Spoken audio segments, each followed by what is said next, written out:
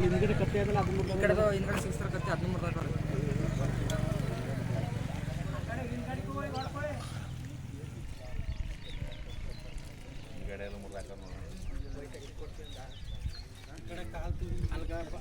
ಪಾದ ಪಾದ ಕೆಚ್ಚರ್ ನೋಡಿ ಹಿಂಗೆ ಹಿಂದ್ಗಡೆ ಕತ್ತಿ ಸಿಗಿಸ್ಕೊಳ್ಳೋದೊಂದು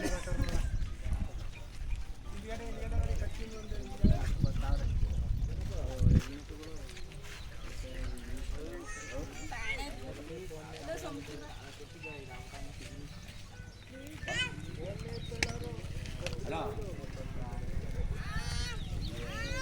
ಬೀಕ್ನಹಳ್ಳಿಯಲ್ಲಿ ಇವತ್ತು ಏನು ಎಲ್ಲ ಯುವಕರುಗಳು ಸೇರಿ ಸಂಗೊಳ್ಳಿ ರಾಯಣ್ಣ ವಿಗ್ರಹವನ್ನು ಒಂದು ವರ್ಷದಿಂದ ಪ್ರತಿಷ್ಠಾಪನೆ ಮಾಡಿದರು. ಇವತ್ತು ಯಾರೋ ದೇಶದ್ರೋಹಿಗಳು ಕಿಡಿಗೇಡಿಗಳು ಈ ಥರ ಮಾಡಿರೋದನ್ನು ಖಂಡಿಸ್ತೀವಿ ನಾವೆಲ್ಲರೂ ಸೇರಿ. ನಾಳೆ 12 ಗಂಟೆಗೆ 11:30-12 ಗಂಟೆಗೆ ಸರಿಯಾಗಿ ಜಿಲ್ಲಾ ಸಂಘದ ವತಿಯಿಂದ ಮತ್ತು ರಾಜ್ಯ ಸಂಘದ ವತಿಯಿಂದ ಎಲ್ಲ ಬರ್ತಾ ಇದ್ದಾರೆ. ತಾಲೂಕಾದ್ಯಂತ ಎಲ್ಲ ಸಂಗೊಳ್ಳಿ ರಾಯಣ್ಣ ಅಭಿಮಾನಿಗಳು ನಾಳೆ ಎಲ್ಲ ಸೇರಿ ಇಲ್ಲಿ ಒಂದು ಪ್ರತಿಭಟನೆ ಮಾಡಬೇಕು. ನಾಳೆ ದಯಮಾಡಿ ನಿಮ್ಮಲ್ಲಿ ಕೈ ಮುಗಿದು ಕೇಳ್ತಾ ಇದ್ದೀನಿ, ಎಲ್ಲ ಸಂಗೊಳ್ಳಿ ರಾಯಣ್ಣ ಅಭಿಮಾನಿಗಳು ನಾಳೆ ಈ ಸ್ಥಳಕ್ಕೆ ಬರಬೇಕು ಅಂತೇಳಿ ನಿಮ್ಮಲ್ಲಿ ಪ್ರಾರ್ಥನೆ ಮಾಡ್ತಾ ಇದ್ದೀನಿ. ಅಕ್ಕೆಬಳ್ಳಿ ಹೋಬಳಿ ಬೀರ್ವಳ್ಳಿ ಗ್ರಾಮ ಪಂಚಾಯತಿ ವ್ಯಾಪ್ತಿಗೆ ಸೇರಿದಂಥ ಬೀಕ್ನಹಳ್ಳಿ ಗ್ರಾಮ ಇಡೀ 100 ಮನೆಗಳಿವೆ. ಎಲ್ಲ ಹಾಲುಮತ ಸಮಾಜದವರೇ. ಒಂದು ಮನೆ ಮಾತ್ರ ಮಡವಲ್ ಸಟ್ರು, ಒಂದು ಮನೆ ಸೌರಿಕರು ಮಾತ್ರ ಇರೋದು. ನಮ್ಮ ಗ್ರಾಮದವರೇ ಅವರ ತಂದೆ ಬೇರೆ ಊರಿಂದ ಇಟ್ಸ್ಕೊಂಡಿರೋದು.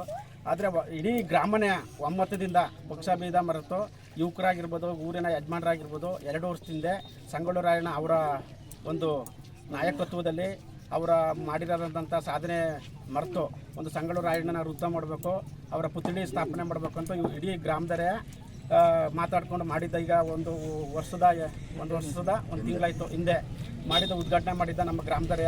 ಆಗ ಚುನಾವಣೆ ಸಮಯದಲ್ಲಿ ಯಾರನ್ನೂ ಕರೆಯೋಕ್ಕಾಗಲಿಲ್ಲ. ಆದ್ದರಿಂದ ಇವಾಗ ನೆನ್ನೆ ತಡರಾತ್ರಿ ಮಳೆ ಬರುವ ಸಂಭವ ಇತ್ತು. 8 ಗಂಟೆ ಇಲ್ಲಿ ಹಾಲು ಹಾಕೋಗಂಟ ಜನ ಇದ್ದರು. ಒಂದು 11-11:30 ಸಮಯದಲ್ಲಿ ಯಾರೋ ಕಿಡಿಗೇಡಿಗಳು ಬಂದು ಬಿಡಿ ಭಾಗಗಳನ್ನು ಮುರಿದಾಕಿದ್ದಾರೆ. ಅವ್ರಿಗೆ ಶಿಸ್ತು ಕ್ರಮ ಆಗಬೇಕು, ಇಲ್ಲಾಂದರೆ ನಮ್ಮ ಗ್ರಾಮಸ್ಥರಿಂದ ಇದೇ ತವ ಉಗ್ರವಾದಂಥ ಹೋರಾಟ ಮಾಡ್ತೀವಿ. ತಮ್ಮಲ್ಲಿ ವಿನಂತಿ.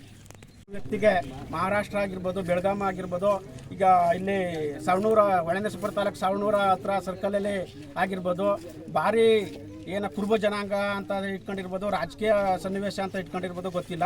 ಇವ್ರಿಗೆ ಭಾರಿ ಟಾರ್ಗೆಟ್ ಮಾಡಿ ಇದು ಮಾಡ್ತಾ ಇದ್ದಾರೆ. ಅವ್ರಿಗೆ ಸೂಕ್ತವಾದಂಥ ಶಿಸ್ತು ಕ್ರಮ ಕೈಗೊಳ್ಳಬೇಕು. ಇದು ಹೋರಾಟ ಮಾತ್ರ ಇವತ್ತಿಗೆ ನಿಲ್ಲಲ್ಲ. ನಮ್ಮ ಜಿಲ್ಲಾಧ್ಯಕ್ಷರಾದಂಥ, ತಾಲೂಕಾಧ್ಯಕ್ಷರಾದಂಥ, ರಾಜ್ಯಾಧ್ಯಕ್ಷರಾದಂಥ ನಾಳೆ ಗುರುವಾರ ಆಗಮಿಸಲಿದ್ದಾರೆ ಬೀಕನಹಳ್ಳಿಗೆ. ಇನ್ನೂ ಹೆಚ್ಚಿನ ಹೋರಾಟ ನಡೀತದೆ. ಇದಕ್ಕೆ ಮೇಲ್ಪಟ್ಟಂಥ ಅಧಿಕಾರಿಗಳು ಸೂಕ್ತ ಕ್ರಮ ತೆಗೆದುಕೊಂಡು ಅವ್ರಿಗೆ ಒಳ್ಳೆ ಕಠಿಣವಾದಂಥ ಶಿಕ್ಷೆಯನ್ನು ಕೊಡಬೇಕಂತ ತಮ್ಮಲ್ಲಿ ಕೇಳ್ಕೊಳ್ತಾ ಇದ್ದೀವಿ.